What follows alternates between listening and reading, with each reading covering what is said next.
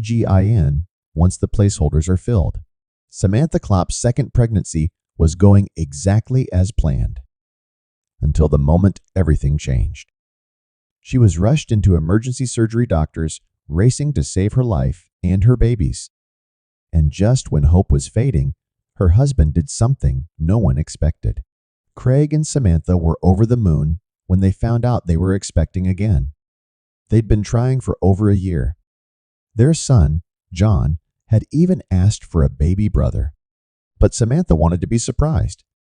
So, at the ultrasound, she asked the doctor not to tell them the baby's gender. Instead, the result was handed to her friend, who planned a small gender reveal party.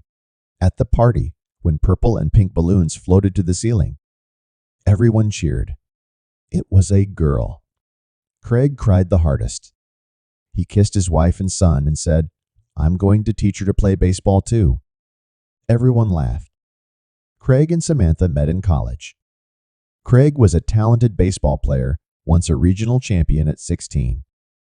A shoulder injury kept him from going pro, but he still played for the university. One day during practice, he hit a ball so perfectly it soared through the air and caught Samantha's eye. Later, during their wedding vows, Craig said, "That was the best hit of my life because it brought me you." After graduation, Craig gave up baseball and became an engineer. But his greatest joy came when their son John was born. By age 3, John was already swinging a bat like his dad. The family was close, loving, happy.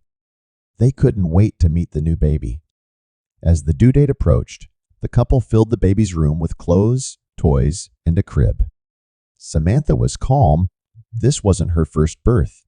But then, in the second to last week of pregnancy, she woke up feeling light contractions.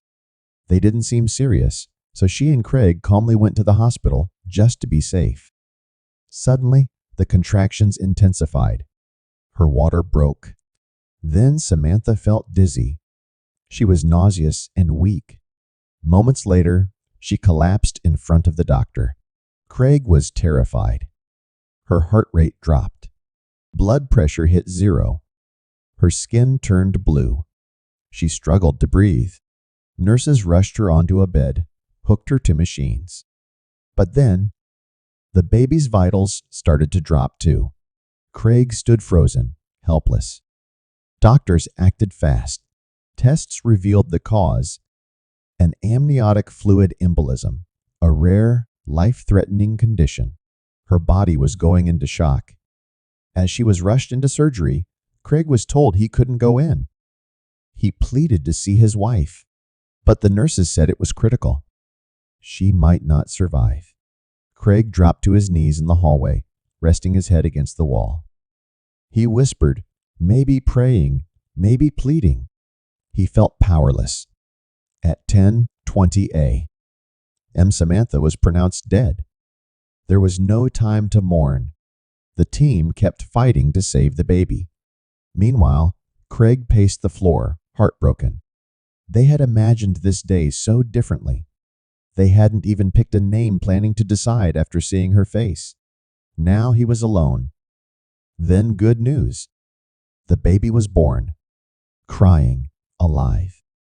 Craig held his daughter, laughing and crying all at once. The emotion was overwhelming. And as he looked into her tiny face, he knew her name, Grace. Just when he thought he'd lost Samantha forever, the doctor returned. Samantha's heart had started beating again. She was transferred to the ICU, still critical, but alive. Craig called friends and family to come. Samantha's brother, a surgeon, arrived and reviewed her chart. He discovered something. She was having a heart attack. And worse, an internal injury had gone unnoticed. She was bleeding out. Samantha was rushed to a better-equipped hospital. There, doctors used a life support machine called ECMO to take over her heart and lung function. They slowly reduced her sedation. And then it happened. Craig walked into the room. Samantha opened her eyes. "Hi, my love," he whispered. She smiled. Doctors were stunned. Her nervous system was intact. Before the next surgery, Craig brought Grace to meet her mom. For the first time, Samantha held her baby. "My love," Craig said, tears in his eyes. "Her name is Grace." That moment changed something in Samantha. She found the strength to keep fighting. She underwent one more surgery. It worked. Within a day, Samantha was breathing on her own. Craig finally brought John to the hospital to meet his baby sister, see his mom. Samantha was exhausted and couldn't remember much. But when Grace opened her eyes and looked up at her, Samantha cried. So did everyone in the room. Samantha had died and lived again. Her story is one of heartbreak, love, faith, and an impossible miracle. Craig sat beside her, holding her hand, whispering thanks. If this story moved you, please give it a like. And don't miss the next incredible true story. Just click the video on your screen now.